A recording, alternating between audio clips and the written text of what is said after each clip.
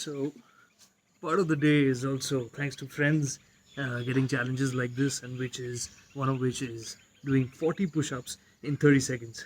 There's no way I can do it right now, but the idea is at the end of 21 days, and today is day 2 of the 21, you should be able to get there. So you guys switch on a timer for me, will you? Ready, steady, go.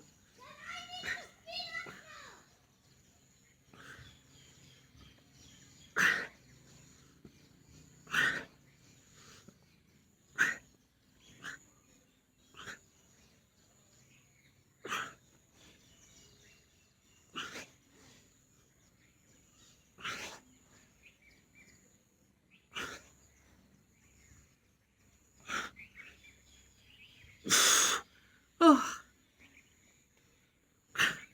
25. I think that's a good start. Day 2 of 21. So Farhan, Azhar, Pranav, Harish, Shekhar. Thank you so much, guys. And some of you watching the older videos, it's like, that's again a time warp for me. Anyways, right now, first thing I'm gonna do is uh, it was asked by Shekhar that riding gear. Now, riding gear, I have only one simple tip, and I got it from somebody else. When I bought my first proper suit jacket, I was not sure what to do. Well, the tip was fairly simple: spend as much as you can. Make it the biggest budget that you can possibly do for your riding gear, because that's going to be the biggest investment you make outside of actually riding classes to learn how to ride a motorcycle properly. Now, when it comes to riding gear, what I personally look for is something that I'm comfortable in. And by comfortable, I don't mean baggy. It should fit you well, actually. Ventilation is important. How the zips come in, do they prick you somewhere? Is it too tight in a particular area? Because if something is not comfortable, you will not use it. If something is not comfortable, you will not feel at ease while riding it. It's always something you'll have to work around. When it comes to riding gear, find the right one. You should try on, at least for your first set. You should try it on so that you know what you're getting and how it's going to feel when you're on the motorcycle. I'll quickly show you my cupboard with the riding gear in it. Here it is. And this is a lot of it. This is what I use on shoots. The Exxon suit, one that I've really enjoyed using.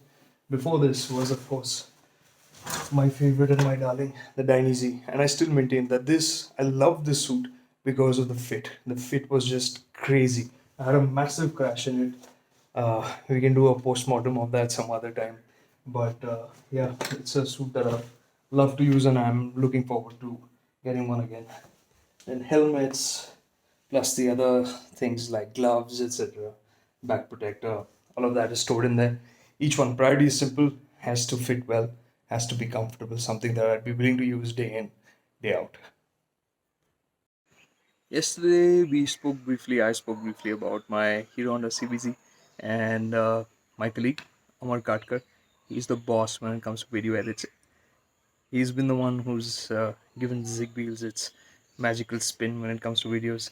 And so he was telling, why don't you talk more about the CBZ? So yeah, here's a little bit more. Why did I choose the CBZ?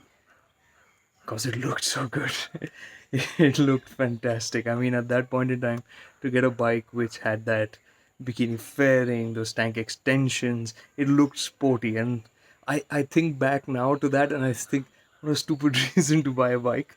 But yeah, I mean, as much as you want to rationalize buying a car or a bike as a logical thing, at the end of the day, it's emotional. It still is for me. And even though today I look at it very analytically and say this is good at this and that and whatnot, but at the end of the day, it's an emotion. It's whether you like it or not. It's something that's innate. And the CBZ looked just so good back then. I remember my friends had RXZs and RX 135s and of course RX 100s. And this thing was, suddenly it looked like wow, it was super. And thankfully it performed well as well until the pulses came around. That shattered me a little bit. My brother bought a Pulsar 180, and until then the CBZ was like, okay, this is a modern bike, it's really powerful, and the 180 just blew it away. I remember I couldn't sleep for 2 nights after we drag raced a couple of times when he got the Pulsar 180. My brother, cousin, he got it, and we dragged it. And first time I couldn't believe it. We did once more. I couldn't believe it. And then I worked at a friend's garage, and I remember looking at the cam, and it had the pulses had a special cam. Again, the cam there was an additional arm which was linked to the cam's profile. So at higher RPMs, it would swing out, and that's what would give it that massive power delivery even at higher revs. And well, there was no keeping up with the pulses in a straight line. But in corners again, the CPC was super. How's the COVID 19 uh, lockdown life? Well, it's tough. Have you guys seen the meme of that pig sitting in a pen and the piglets running around it? How much more happy can I be?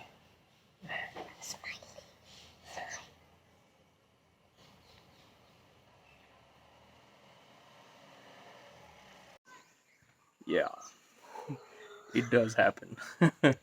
But still, with the workouts, talking to you guys, getting work done, uh, it's still going on okay. Day 2 of 21. Let me know what you guys are doing. And if there's a workout you're following, I'd love to try it out too. I'm going to share more of what my friends are throwing my way here as well. And with work, I'll keep you posted if something interesting comes up. Right now, it's just not so hot.